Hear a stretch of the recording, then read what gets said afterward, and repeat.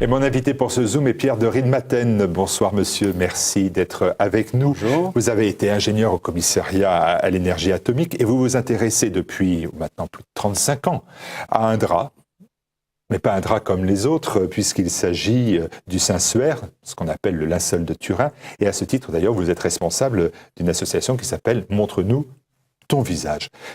Comment vous êtes amené à vous intéresser il y a 35 ans à ce linceul? Oh, ça serait peut-être un peu trop long, mais enfin, on va dire que le Saint-Esprit a bien fait les choses, pour faire très simple. D'accord. Alors, autre question beaucoup plus simple.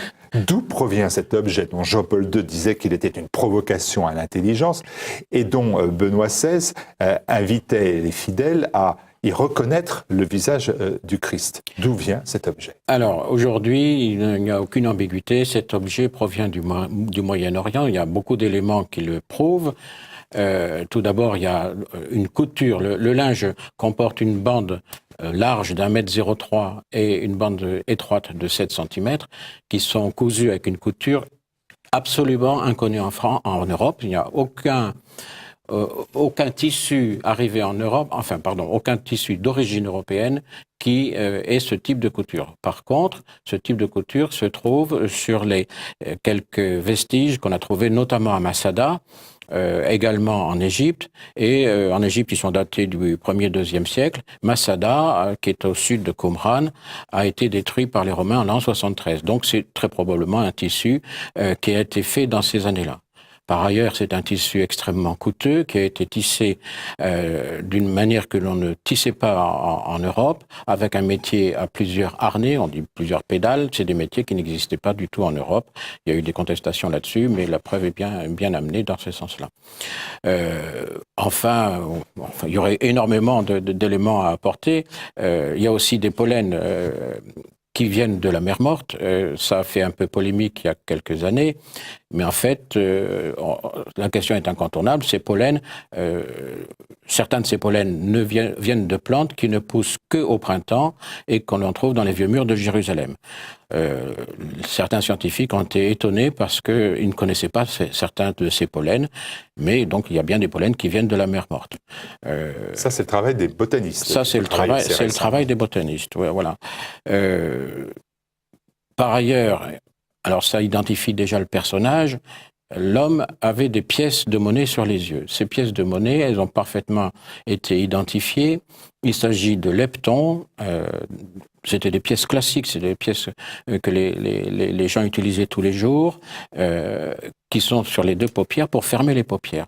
Et c'est une tradition. C'est une tradition. Et on a fait des recherches très poussées dans les années 76. C'était un Américain qui a fait ça, le père Philas. Et ces pièces, on peut les dater. Elles viennent de Ponce Pilate. Or, Ponce Pilate ne les a fait que pendant 3 ans, exactement entre 29 et 32. Alors, si vous regardez bien l'Évangile, vous savez que le Christ n'est pas mort en l'an 33, bon, ça c'est un petit détail, mais le 14 Nisan, un vendredi 14 Nisan, ça tombe en l'an 30. Donc voilà, déjà beaucoup d'éléments, il y en a encore beaucoup d'autres. Donc on est en l'an 30, nous sommes en 2015, ça ne vous a pas échappé. Comment de l'an 30 à 2015, où il est à Turin, ce Saint-Suaire, quel a été son parcours? Est-ce qu'on le connaît, ce parcours? Alors, on avait un trou entre l'arrivée du linceul en 1357, enfin pas l'arrivée, la première présentation, il faut distinguer, la première présentation en France, 1357, et la disparition du sidoine de notre Seigneur en 1205. Bon. Sidoine, c'est linceul. Hein, sidoine, le sindon en grec, ça veut dire linceul.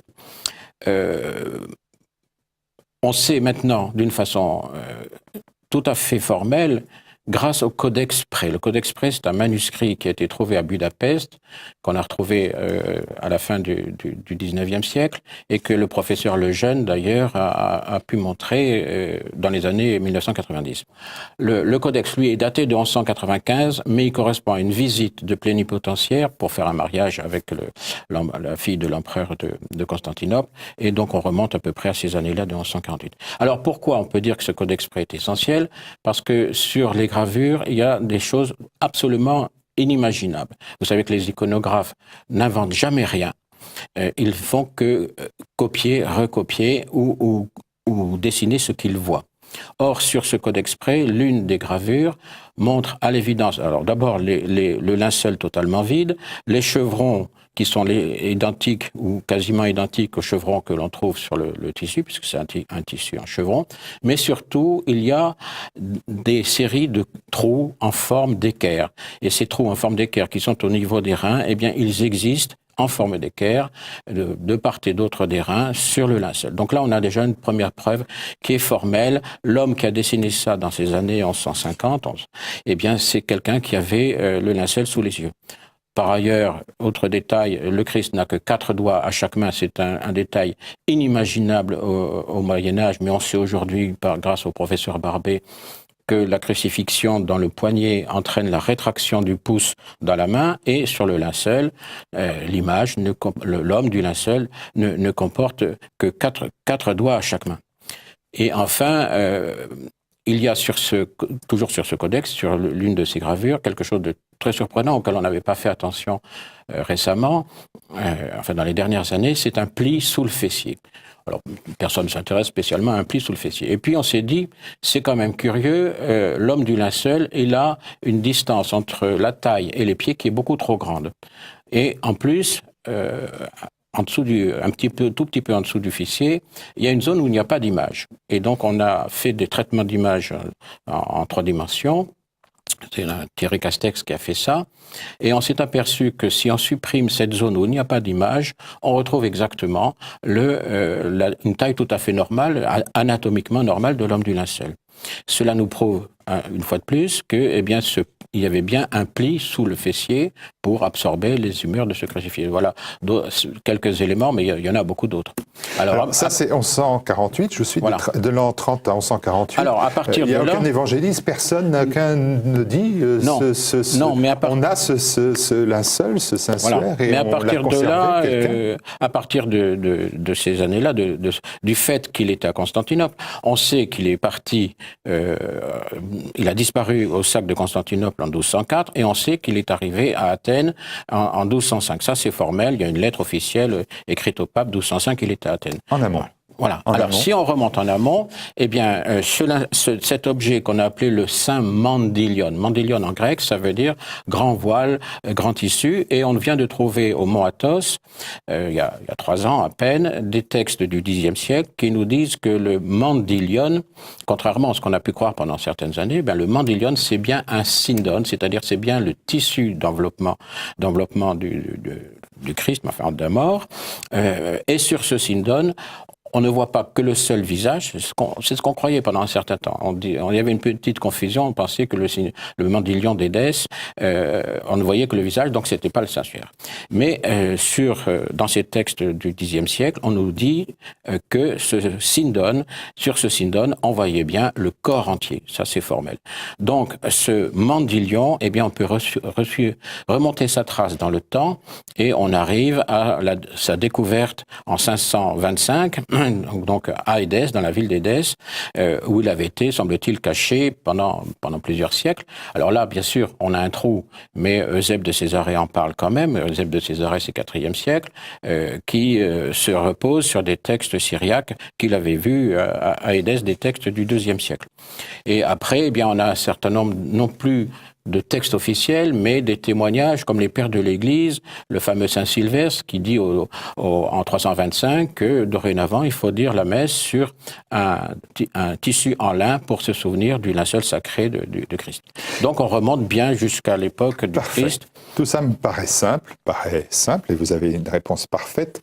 Malheureusement, en 1357, l'évêque de Troyes, lui, dit c'est un faux. Et à partir de ce moment-là, il met un point final à la question. Pardonnez-moi, il remet totalement en cause tout ce que vous venez de dire. Parce que lui, en 1357, en voyant le linceul, il dit c'est un faux. Alors à mon tour de dire pardonnez-moi, parce que c'est pas du tout en 1357. En 1355, le premier possesseur, Geoffroy Ier de Charny, fait construire une chapelle. Et l'évêque du lieu, qui s'appelle Henri de Poitiers, ne fait pas d'allusion au linceul, mais il encense les qualités de ce chevalier.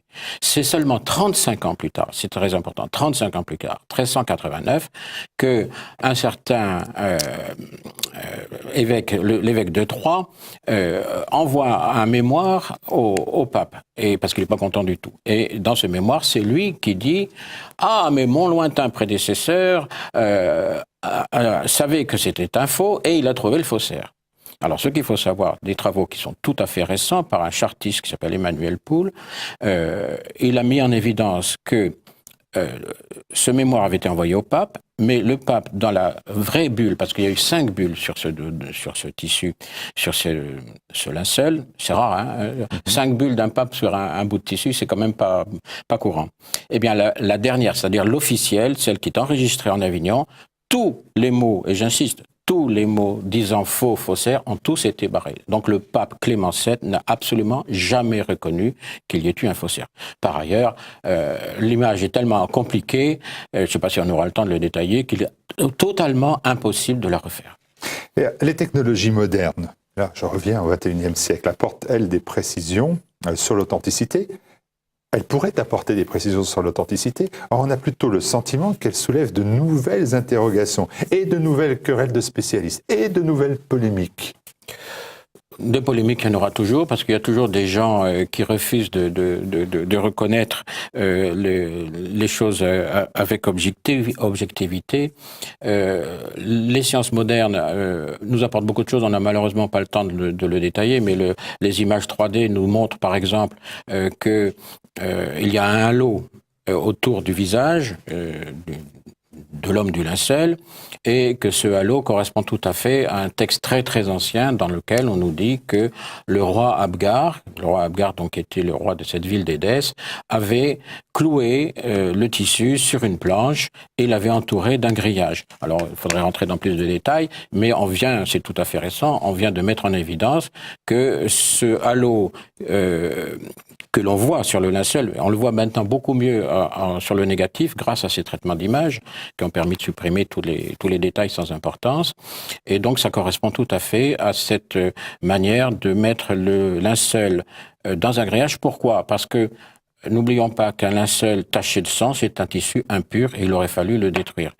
Ce tissu était tellement extraordinaire que, le roi Abgar l'a conservé, mais pour qu'on ne voit pas le sang, il l'a plié dans le sens de la largeur, de façon à ce qu'on ne voit plus que le visage. Et c'est d'ailleurs pourquoi ce visage, on a l'impression qu'il s'agit d'un vivant. Attention, aujourd'hui, tout le monde connaît le négatif, tout le monde voit qu'il s'agit d'un mort, mais à l'époque... Oui, jusqu'en 1898. Jusqu'en 1898, on avait que le positif. Voilà. Et quand vous regardez le positif, vous avez l'impression d'un vivant. Il y a d'ailleurs eu une expérience toute récente, on a montré le positif à des étudiants, on a dit refaites-le, ils ont tous fait un homme avec les yeux ouverts. Donc c'est un vivant. Et toute l'iconographie byzantine nous montre un Christ avec les yeux ouverts. Bon, alors si on accepte l'idée que que ce linceul est authentique, peut-on dire pour autant, et vous avez dit l'homme du linceul. Alors cet homme du linceul, est-ce qu'on peut dire que c'est Jésus-Christ, le Jésus-Christ des évangiles, ou est-ce que c'est l'image d'un crucifié ayant subi tous les supplices?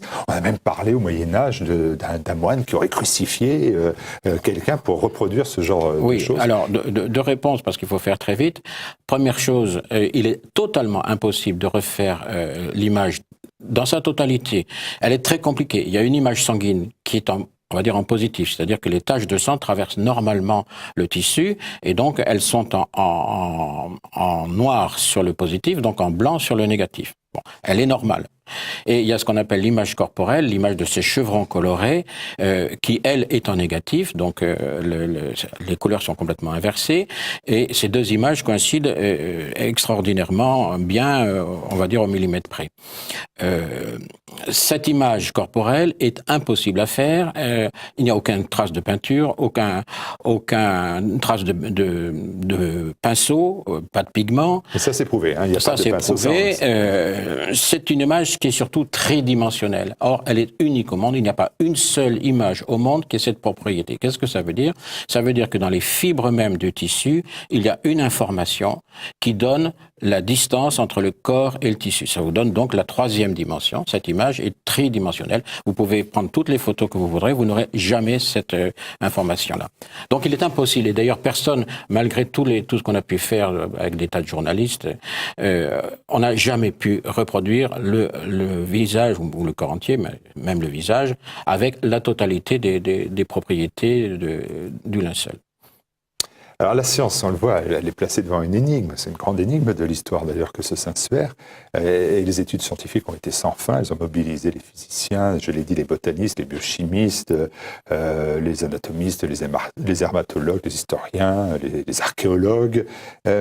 Mais en fait, et ça c'est ma question plus précise à vous, qui êtes croyant, c'est est-ce que tout cela, finalement, 35 ans de cette vie que vous menez, est-ce que c'est nécessaire? Parce que personne n'a besoin du Saint-Suaire pour croire, ou ne pas croire d'ailleurs. Heureux ceux qui croient sans avoir vu. C'est l'évangéliste Jean, chapitre 20, je crois, verset. Oui, tout à fait. Tout à fait. Heureux ceux qui croient sans avoir vu. Et vous, vous ne cessez depuis 35 ans de dire heureux ceux qui croient parce qu'ils vont pouvoir voir. C'est un sujet qui est tellement passionnant sur le plan scientifique, on ne cesse de trouver des choses nouvelles. On n'a pas le temps de détailler les dernières nouveautés, mais il y en a plein. Je voudrais quand même revenir un peu en arrière. Il y a des traces de lettres qui sont quasiment invisibles. Aucun faussaire n'aurait pu écrire des lettres en mélange de grec et de latin au Moyen-Âge. Il n'aurait jamais pu le faire. Ce sont en plus des caractères qui sont authentifiés comme du 1er, 2e siècle ou plus tard. Et sur ces caractères invisibles, donc qui ont été mis en évidence, et qu'est-ce que l'on voit? On voit qu'il s'agit d'un Nazaréen, il y a écrit Nazarénos. On voit qu'il s'agit d'un condamné, il a été condamné in etchim, donc cuira à la mort, et il s'appelle Jésus, il y a écrit Jésus. Bon. En plus, mais alors ça serait un peu compliqué, c'est un homme qu'il fallait venir chercher un an plus tard. Ça, c'est le rite juif, surtout pour les condamnés. Il est impur parce qu'il était condamné, donc il doit séjourner pendant un an à part, et au bout d'un an, la famille pourra revenir le chercher. Tout ça est expliqué dans un gros livre de Barbara Frall. Donc je reviens à votre question précédente. Pour croire, on n'a pas besoin théoriquement du linceul, bien sûr. Et il faut surtout pas dire que le linceul est une preuve de la résurrection. Le linceul est un signe, comme le tombeau vide pour les apôtres est un signe. Jean et Pierre arrivent au tombeau, Pierre s'en va perturbé. On ne dit pas de Pierre qu'il vit et il crut. Et il s'étonna. Alors que Jean vit et crut. Alors, bon, pourquoi? Parce que Jean avait beaucoup vécu, beaucoup plus près du Christ, qui se souvenait de ses paroles qu'il ressuscitait le 3e jour. Donc, si vous allez dans un cimetière et que vous voyez une plaque de caveau ouverte, vous n'allez pas imaginer que le gars qui était là, il est ressuscité. Il y a une différence fondamentale, et j'insiste là-dessus, pour dire que nous avons tous les éléments pour affirmer qu'il s'agit bien d'un dénommé Jésus nazaréen, mort en l'an 30 sous Ponce Pilate en Palestine. Mais ça ne fait pas un ressuscité. Je termine en disant, eh bien, la résurrection, le Christ ne se prouve pas, le Christ se trouve. Pourquoi avoir laissé cette trace ? Certains disent que c'est un signe pour notre temps.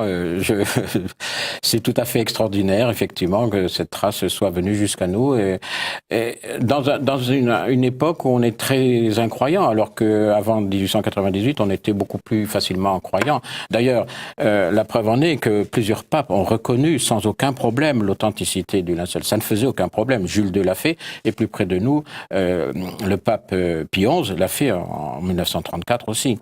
Aujourd'hui, comme je viens de le dire, c'est très difficile parce que derrière le mot authenticité, certains vont croire « Ah ben voilà, la résurrection est prouvée ». Or, la résurrection, ça reste le domaine de la foi.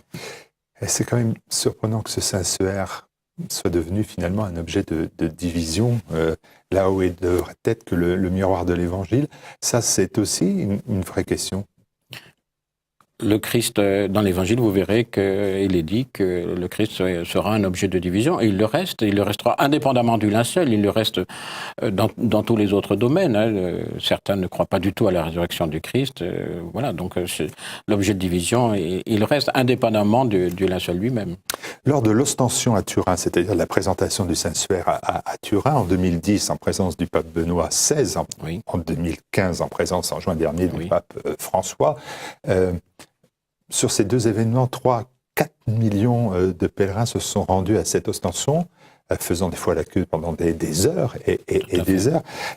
Ça me surprend aussi, parce que je me dis que cet Occident, il est déchristianisé, on le voit bien, il y en a des marques tangibles, et pourtant, il y a un regain d'intérêt, notamment pour les reliques qu'on avait un peu remisées dans les placards, et là, ces millions de personnes qui se rendent à cette ostension. Quelle est leur motivation? Vous qui êtes croyant, vous qui avez sûrement été pèlerin. J'ai été pèlerin. Je crois qu'on peut généraliser parce que, contrairement aux périodes qui nous ont précédées récemment, comme vous le dites très justement, il y a un regain qui n'est pas spécial au linceul de Turin. Les reliques de Sainte Thérèse sont énormément appréciées. Pour vous donner juste un exemple, elles sont à Moscou, elles sont allées à Moscou. Et c'est l'Armée Rouge qui porte on a des photos où ce sont les officiers de l'Armée Rouge qui portent les reliques de Sainte Thérèse. Alors qu'il y a 20 ans, on nous disait c'est impossible que la religion chrétienne, là d'ailleurs il y a le cadavre d'une bonne sœur, il y a pas d'âme, vous voyez, on a tout pesé, le foie, la rate, le poids est exactement identique, donc l'âme n'existe pas. Et bien aujourd'hui, c'est l'Armée Rouge qui porte les reliques de Sainte Thérèse. Et vous avez plusieurs dizaines de centaines de millions, je veux dire peut-être, je me trompe peut-être, d'orthodoxes, on va dire 100 millions d'orthodoxes russes, qui ont une foi très profonde et qui sont aussi capables de faire la queue pendant des dizaines d'heures. On le voit au Saint-Sépulcre à Jérusalem. On le voit au Saint-Sépulcre. Et nous avons par ailleurs des ostensions, autres que l'ostension du Saint-Suaire, les ostensions limousines par exemple, qui ont aussi un énorme regain d'intérêt. Ça veut dire que au fond du cœur de l'homme, il y a toujours une braise qui est présente et l'homme a besoin d'élever son âme. Il ne peut pas se contenter de notre matérialité actuelle. Et dernière question, vous avez été dévoré par ce linceul de Turin? Oui, totalement. Totalement. Vous lui en voulez? Non, pas du tout. Non, au contraire, je persiste et signe. Voilà. Merci. Je vous en prie. Merci beaucoup.